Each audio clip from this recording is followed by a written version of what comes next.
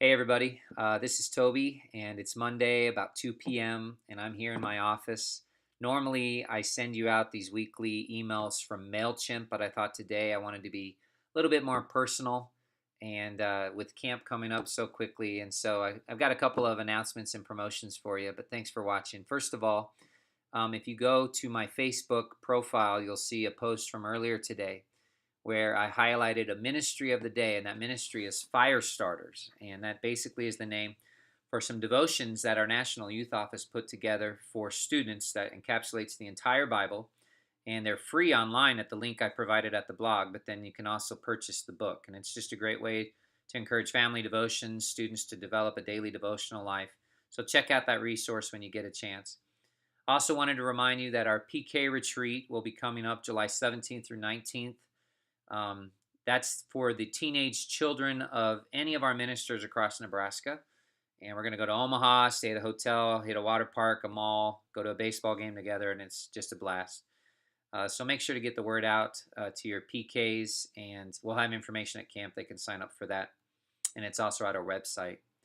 And don't forget about our Speed the Light Missions bike ride, a big missions event coming up September 5th through the 11th, where we're going to ride our bikes almost 500 miles border to border from Imperial on the western edge of Nebraska to Omaha.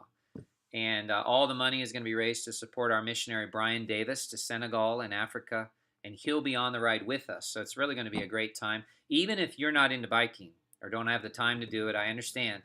You probably have a cycling enthusiast in your community or in your church that would love to have something like this that they could plan for and train for. So contact them and send them on behalf of your church and support them. A great way to raise Speed the Light funds and help us out.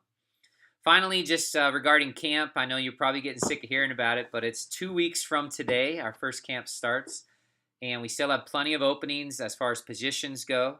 In fact, the most important, we're still trying to find a nurse for our junior teen camp, June 13th through 17th. So if you have any leads at all, please text me or send me the information ASAP, because we need to fill that position big time. But this is kind of a time where a lot of details can really sometimes kind of squelch the excitement about camp. You know, all the spiritual things that God's going to do and the fun, because there's so many details we have to plan. It can really be overbearing and sometimes steal all of our joy. And I know that full well. In fact, many of you may not know, I don't have an office assistant, and I haven't for the last few years. So I run all of the registration forms and worker forms all myself, background checks, the works. And so it's a very busy time for me.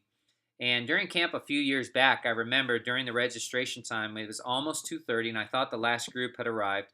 So we were packing up our stuff to head over to the auditorium to start our orientation service to begin camp. And all of a sudden, a mom walks in with her son, and they weren't on my list. Well, sure enough, they were a walk-on, and they had just arrived with all their paperwork and all their money.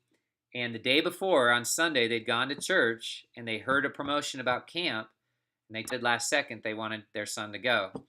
And so I pulled out my computer and we got him logged in, and I had to do some work to get him with the students from his own church, which is always one of the challenges of registration. And it was a bit of a nuisance. I remember after I packed up and ran into the auditorium, I was late.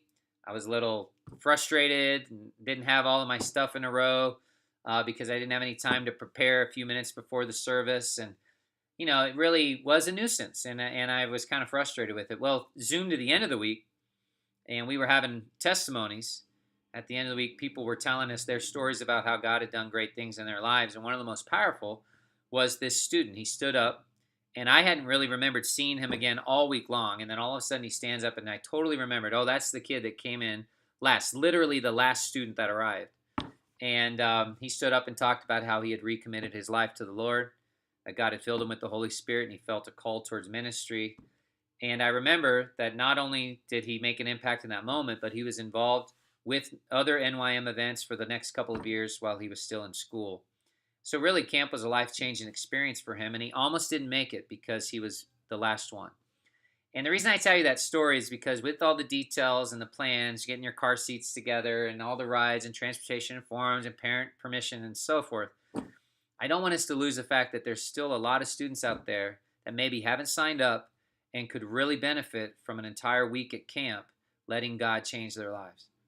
And so many of us have students in our ministry that have friends who are just going to be sitting at home, playing video games, bored out of their minds, that would love to be at camp. Their parents would probably even love to send them. And even though the price of camp might seem expensive to us and people outside of the church, the price of our camp as compared to other camp experiences for their students is really quite affordable. And so I would encourage you to accept the challenge together with me and put it forth to your students that these next 2 weeks, as we're getting ready for camp, would you consider just one more? I mean, is there one more person that we can invite? One more student that needs to be there? One more family that needs to hear the promotion so that we can save a spot in our vehicle and save a spot in our rooms for just one more? Because I'm telling you, that one more is often the one who has some of the most life-transforming experiences at camp. It's kind of like in the Bible, Jesus told a parable about the workers who were hired early in the day and the ones that were hired right before closing. And after the closing bell, they all got paid the same wages. And it seemed like it even meant a little bit more to the people who were only there for a few minutes. And it's because they barely got in. And I think we have a lot of students who are not involved yet, not ready for camp. They might just barely make it in. And it's all part of God's plan because he's got great things in store. So would you consider with me these next 2 weeks making space for just one more? God bless you guys. I look forward to seeing you in 2 weeks at the camp. Have a great day.